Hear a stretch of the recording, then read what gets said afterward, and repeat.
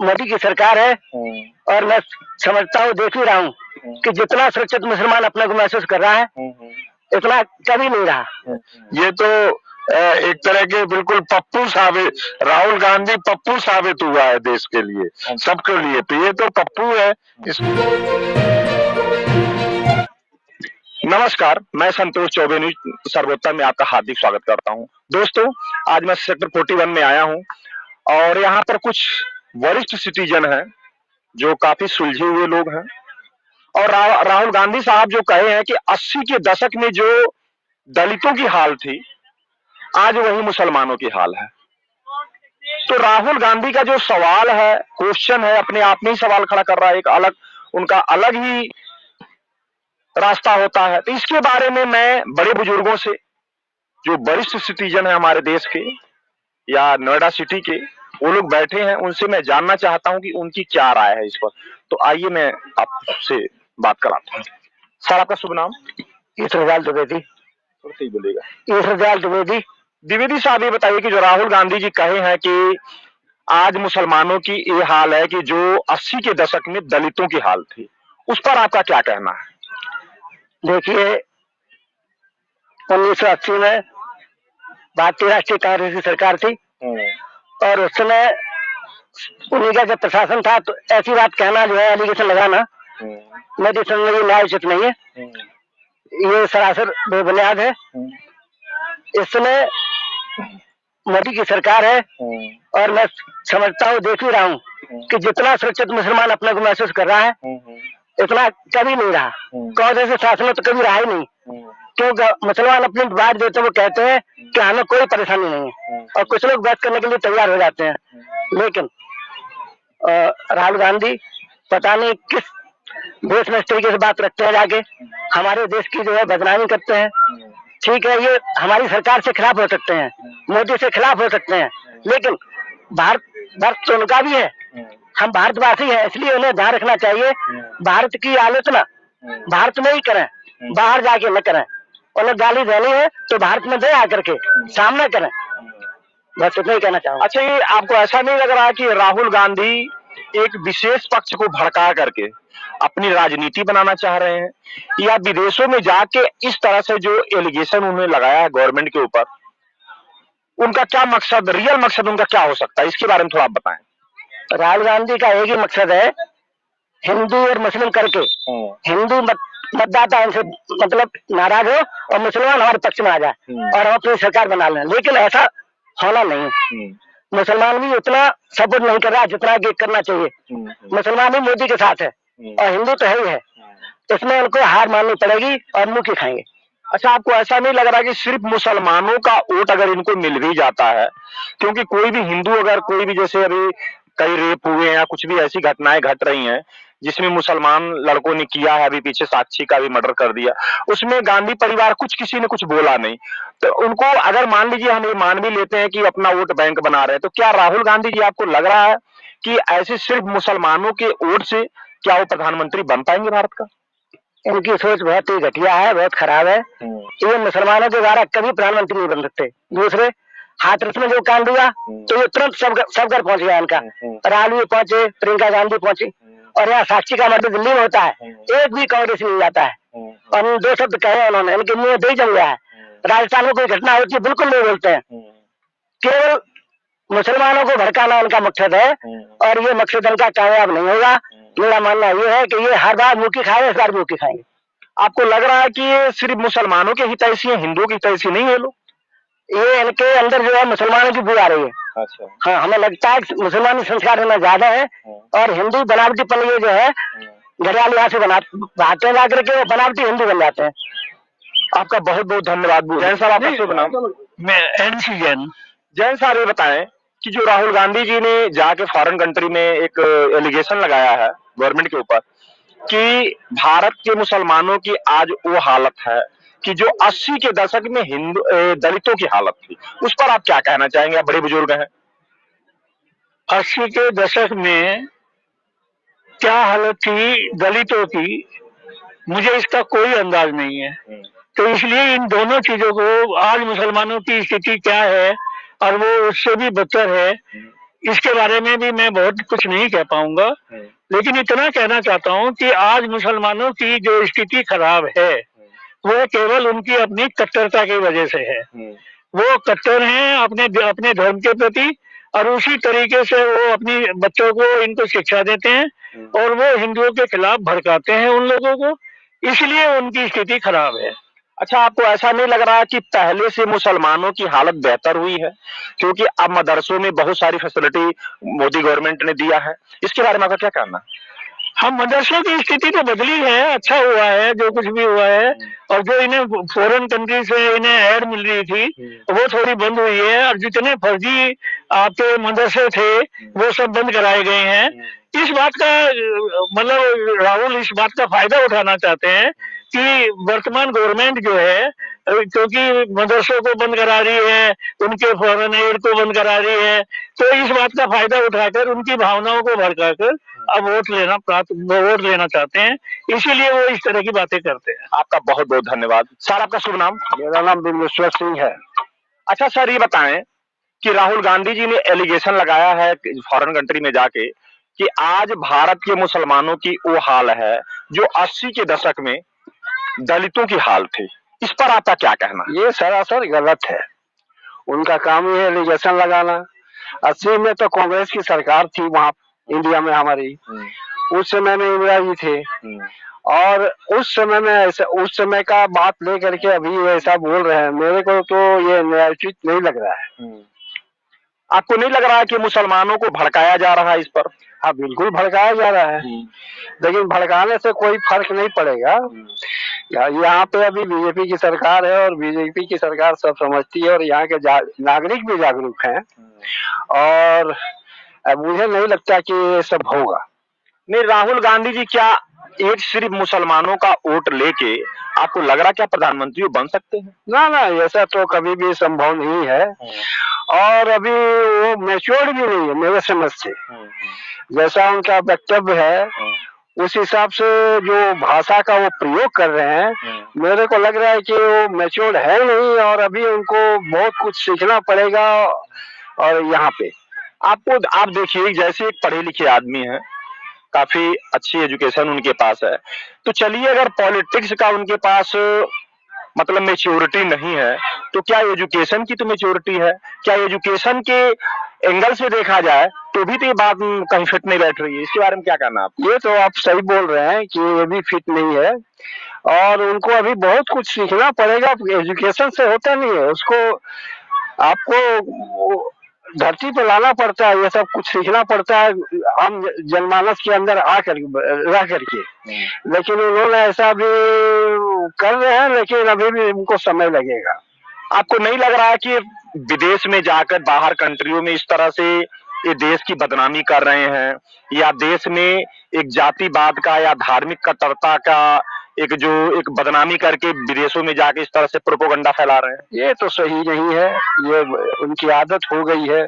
मैं तो कई बार देख रहा हूँ उनको टीवी के चैनलों के माध्यम से, पेपर के माध्यम से, कि वो जाते हैं विदेश में और जाकर के वहाँ अनर्गल बात करते हैं, लेकिन ये अच्छा चीज नहीं है हमारे देश के हित के लिए।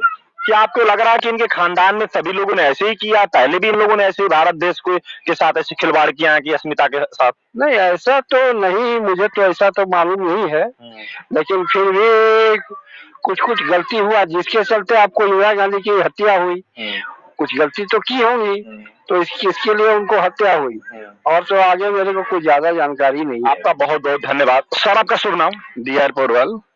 पोडवाल साहब, ये बताएं कि राहुल गांधी जी ने जो स्टेटमेंट अभी थोड़े दिन पहले दिया जाके फॉरेन कंट्री में कि आज भारत में मुसलमानों की ये हालत है कि जो 80 के दशक में दलितों की हालत थी, इसके ऊपर आपका क्या कहना? हमें तो लगता है कि राहुल गांधी ने जो दिया हुआ है वो हमें लगता है कि देश के नागरिक ही नहीं इस तरह की स्टेटमेंट वो देते हैं विदेश में जाके, ये गलत है। इस तरह की स्टेटमेंट नहीं देना चाहिए। यहाँ जितना मुसलमान सुरक्षित है उतना और कहीं सुरक्षित नहीं है। यहाँ तक कि पाकिस्तान में भी नहीं है, ना अफगानिस्तान में भी कहीं भी सुरक्षित नहीं जितना यहाँ मौत से रह रहा है। अच्छा, ये बताइए कि राहुल गांधी जी तो बहुत सारे अपशब्द यूज करते हैं मोदी जी को, खैर उनका वो एंटी पार्टी है, उनका कुछ राइट भी बनता है, कि एंटी पार्टी का राइट बनता है कि भाई कोई न कोई तो उनका काम ही है, वो तो कोई दिक्कत नहीं है। लेकिन अगर इस एंगल से देखा जाए तो पाकिस्तान जैसे हमारा एक दुश्मन कंट्री है, वहां के लोगों ने पीछे कहा है आज के कुछ टाइम पहले कि हमको मोदी जैसा प्राइम मिनिस्टर चाहिए। तो अगर वहां के लोग मोदी को मांग रहे हैं तो क्या हमारे देश में या हमारे देश के एक वरिष्ठ नेता इस समय कांग्रेस के राहुल गांधी जी हैं और विदेश की धरती पर जाके इस तरह से देश का बदनामी कर रहे हैं, इसके बारे में आपका क्या कहना है? हमको तो ऐसा लग रहा है कि पाकिस्तान को भी इंडिया में मिला लेना चाहिए, क्योंकि वो मांग कर रहे हैं कि मोदी जैसा नेता होना चाहिए। अच्छा, आपको लग रहा है कि अगर आपसे कहा जाए कि मोदी को हमको दे दो, अगर कोई पाकिस्तानी कहता है तो क्या आप मोदी को दे देंगे? दे नहीं देंगे, लेकिन पाकिस्तान को मिलाने का प्रयास करेंगे इंडिया में। देंगे नहीं आप? नहीं। बहुत बहुत धन्यवाद। आप सर, आपका शुभ नाम? मदन लाल गुप्ता। गुप्ता साहब, अभी कुछ दिन पहले राहुल गांधी जी गए थे फॉरेन कंट्री में, तो आपने सुना भी होगा ये न्यूज। उन्होंने कहा था कि भारत में मुसलमानों की ये हाल है जो 80 के दशक में दलितों की हाल थी। इसके बारे में आपका क्या कहना, थोड़ा आप खुल के बताएं। राहुल गांधी जब भी विदेश जाते हैं तो वो आदतन अपने देश की बहुत ज्यादा बुराई करते हैं, और जहां तक सवाल है कि उन्होंने कहा था कि 1980 के दशक में ऐसा हुआ, तो उसके लिए तो वो अपने ही पार्टी की गवर्नमेंट थी, उनकी इंदिरा गांधी प्राइम मिनिस्टर थी, तो अपनी पार्टी वो सेल्फ गोल कर रहे हैं, अपने ही उससे गोल कर रहे हैं कि ये उस समय मुसलमानों की ये हालत थी, दलितों की जो हालत आज है उस समय थी। तो ये सेल्फ गोल है उनका, और ये इससे उनको कोई वेटेज नहीं मिलेगा उनको कोई।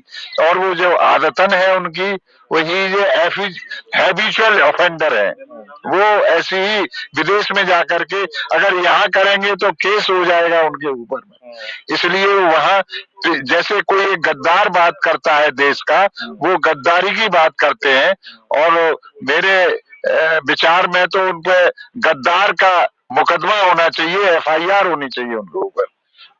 अच्छा, आपको लग रहा है क्या इस कंडीशन के नेता को आप प्राइम मिनिस्टर चुन लेंगे भारत का? नहीं, कभी नहीं।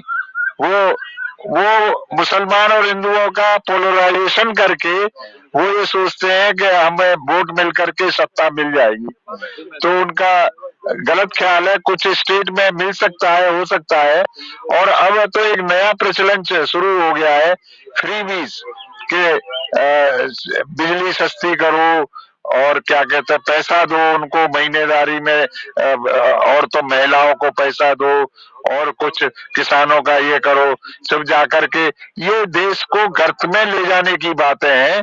जो कि कंट्री वेनेजुएला होता था, वो उसने सब कुछ फ्री किया हुआ था, बाद में उसका देश जो है वो भीख मांगने की तरफ बढ़ा हुआ है, तो ये देश के लिए घातक है। लेकिन मोदी जी को भी हो सकता है कुछ ऐसा फ्री भी अनाउंस करना पड़े, लेकिन जो भी हो ये देश के लिए बहुत घातक है। और ये कांग्रेस और ये दूसरी विरोधी पार्टियां ये फ्री बीज करके फ्री करके सब चीज कुछ चीजों को, और ये सत्ता पा रही हैं। केजरीवाल ने भी दो राज्यों में सत्ता प्राप्त कर ली है, तो ये देश के लिए बड़ा नुकसानदायक है। अच्छा, ये बताएं, अटल बिहारी वाजपेयी जी ने तो यहाँ तक कहा था कि पब्लिक को एजुकेशन और स्वास्थ्य संबंधी चीजों से के अलावा कोई चीज फ्री का ना दो, इसके ऊपर आपका क्या कहना? बिल्कुल ठीक कहा वाजपेयी जी ने वो सच्चे देशभक्त थे। ये सड़कों का जाल बिछाना जो आज हो रहा है गडकरी जी ने बीजेपी की गवर्नमेंट में, और शिक्षा फ्री, करीब करीब शिक्षा फ्री हो रही है, ये बहुत अच्छे कदम है, और बीजेपी इसके बलबूते पर आगे भी सत्ता में आती रहेगी। अच्छा, ये बताइए कि राहुल गांधी जैसे 2 साल के लिए उनको आउट कर दिया गया है, उनके ऊपर बैन लगा दिया गया, अब आई है प्रियंका गांधी, तो क्या आपको लग रहा है कि प्रियंका गांधी इस तरह की कंडीशन में, जिस तरह वो लोग बयानबाजी कर रहे हैं, इस कंडीशन में वो लोग भारत के प्रधानमंत्री बन सकते हैं कभी? बिल्कुल नहीं। प्रियंका गांधी तो एक ये मौसमी नेता है, ये आई हैं और फिर चली जाएंगी। ये इनकी माँ सोनिया गांधी इनको नहीं लाना चाहती थी, वो अपने बेटे को ही आगे बढ़ाना चाहती थी। और बेटा है कि एक नेता ने कहा था कि इस प्रोडक्ट को कई बार लॉन्च किया हुआ है लेकिन ये प्रोडक्ट चलता ही नहीं, फिर कांग्रेस इस प्रोडक्ट को बार बार क्यों लॉन्च करती है। ये तो एक तरह के बिल्कुल पप्पू साबित, राहुल गांधी पप्पू साबित हुआ है देश के लिए, सबके लिए। तो ये तो पप्पू है, इसको तो और जाकर के बाहर अनर्गल बातें करता है, इसकी तो छवि वैसे ही खराब हो रही है। और ये इन्होंने जो जॉर्ज सोरोस था, ये उसकी टूल किट है, टूल किट का हिस्सा है जो राहुल गांधी वहां पे जाकर के बोलता है। 800 करोड़ रुपया जॉर्ज सोरोस ने ये मोदी हटाने के लोकतंत्र को डिरेल करने के लिए रखा हुआ है, जिसमें हिंडनबर्ग की रिपोर्ट आई, फिर ये वहां जाकर के जो बकवास करता है विदेश में जाकर के राहुल, तो ये सब जॉर्ज सोरोस का एक क्रियाकलाप है जो जब तक 24 के चुनाव नहीं होंगे तब तक ऐसे हिंडनबर्ग जैसी रिपोर्ट और राहुलबाजी जो बकवास है ये आती ही रहेगी। आपको नहीं लग रहा है कि इस तरह के स्टेटमेंट से राहुल गांधी और भी अपना पतन के कगार पर पहुंच रहे हैं? बिल्कुल बिल्कुल, इसमें कोई वो नहीं है, संदेह नहीं है इसमें कि वो राहुल गांधी कुछ खुद अपनी ही कब्र खोल रहे हैं। ये ऐसा प्रोडक्ट है जिन कितनी बार लॉन्च किया गया और फिर भी इसके अंदर मैच्योरिटी नहीं आई है। और इसका नुकसान जो होता है, इसकी इमेच्योरिटी का नुकसान कांग्रेस को होता है और उसका बीजेपी को फायदा होता है, जो ये नहीं समझते हैं। तो गुप्ता साहब आपका बहुत बहुत धन्यवाद। सर आपका शुभ नाम? कमल कुमार कोहली। कोहली साहब ये बताएं कि अभी कुछ दिन पहले राहुल गांधी जी ने जाके फॉरेन कंट्री में एक स्टेटमेंट दिया था, एलिगेशन लगाया था एक तरह से बीजेपी सरकार के ऊपर कि आज मुसलमानों का इंडिया में वो हाल है जो 80 के दशक में दलितों की हाल थी। इस पर आपका क्या कहना है? मेरा कहना यह है, आप राहुल को इतनी इंपॉर्टेंस क्यों देते हैं? वो है क्या जो उसके हर वक्त पे आपको एक्सप्लेन करना पड़ते हैं? क्यों देना उसको सेवा? इसलिए वो गांधी फैमिली से है, अदरवाइज क्या पोस्ट है, ना वो MP है ना कुछ है। हमको तो इग्नोर करना चाहिए ऐसे आदमी को। ऐसे कोई भी उठ के कुछ भी बोल देगा, हम उसको एक्सप्लेन करते रहेंगे। लेकिन ये है मतलब बड़ी पार्टी के नेता तो है ना? कहाँ नेता है? किस चीज के नेता? वर्क प्रेसिडेंट क्या है वो? कहाँ नेता है? वो तो गांधी फैमिली से इसलिए चल रहा है। वो नेता कहाँ है बताओ मेरे को? नहीं फिर भी गांधी फैमिली से है। हाँ, गांधी फैमिली से इसलिए तो है ना, बड़ी फैमिली से है। तो हम बचपन में खेलते थे, जो अमीर लोग होते हैं बच्चों को खेलते थे, वो कहे हमें भी खिलाओ नहीं तो हम प्लेट पलट देंगे। तो वो हिसाब इसका राहुल गांधी का। या तो गवर्नमेंट बनेगी हमारी सोनिया गांधी गांधी फैमिली से, नहीं बनेगी हम उसको उतार देंगे। इन्होंने जिससे वो किया पार्टनरशिप, जब जब दूसरे प्राइम मिनिस्टर ने 15 दिन 2 महीने सबको उतार दिया। चरण सिंह तो बेचारे एंटर भी नहीं हो पाया। इनका तो काम ये है, पहले पार्टनरशिप करो बाद में उनको गद्दी से हटा दो ताकि हमारे गांधी फैमिली का ही आए। क्या आपको लग नहीं रहा कि इनकी अपनी करनी से इनकी दुर्गति हुई है? और इसलिए तो हुई है। अगर इन्होंने अच्छे काम किए होते तो आज सत्ता में होते, इसलिए तो सत्ता में नहीं है। अच्छे काम नहीं किए तभी तो हटे हैं। अच्छा ये बताइए, आपको लग रहा है कि ये मुसलमानों को भड़का रहे हैं इस तरह से, देश में एक अराजकता फैला रहे हैं? ऐसा नहीं लग रहा? नहीं, शुरू से भड़का रहे हैं मुसलमानों को, कोई आज की बात थोड़ी है। नहीं, एक तरफ से अपने आप को राहुल गांधी साहब कहते कि मैं ब्राह्मण हूँ, एक जनेऊ भी उन्होंने धारण कर रखी थी। पूजा का पता नहीं कैसे करी जाती है। अभी कल मैं देख रहा प्रियंका गांधी को आरती नहीं करनी आती, उल्टी आरती कर रही थी। तो इनको तो यही नहीं पता, ये जब इलेक्शन होते हैं ये हिंदू बन जाते हैं, अदरवाइज मुसलमान। तो सर ये वोट लेने के चक्कर में बेवकूफ बनाते हैं, क्योंकि हमारे यहाँ आधे से ज्यादा जनता अनपढ़ है, उनको बेवकूफ बना देते हैं। और क्या। तो आपका बहुत बहुत धन्यवाद सर। तो दोस्तों देखिए, बड़े बुजुर्ग